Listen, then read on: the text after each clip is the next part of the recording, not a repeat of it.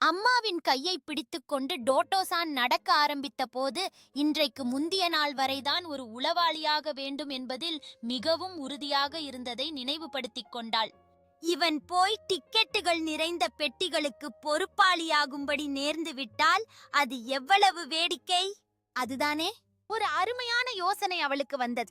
அவள் அம்மாவை பார்த்து தனது உச்சக்குரலில் கேட்டாள், உண்மையிலேயே உளவாளியாகப் போகும் நான் ஒரு டிக்கெட் விற்பனையாளராகவும் ஆக முடியுமா? அம்மாமா அதற்கு பதிலொன்றும் சொல்லவில்லை. சிறிய பூக்களுடன் கூடிய அந்த தொப்பியின் கீழுள்ள அம்மாவின் அழகிய முகம் சீரியஸாய் இருந்தது. விஷயம் என்னவென்றால், அம்மா மிகவும் வருத்தமாயிருந்தாள். டோட்டோசானை இந்த புதிய பள்ளியிலும் எடுத்துக்கொள்ளாவிட்டால் என்ன செய்வது? அம்மா வருத்தப்படுகிறான் என்பது தெரியாததனால் அவர்கள் இருவரது கண்களும் சந்தித்ததும், டோடோ சான் அபரிமிதமான சந்தோஷத்துடன் நான் எனது மனதை மாற்றிக்கொண்டேன்.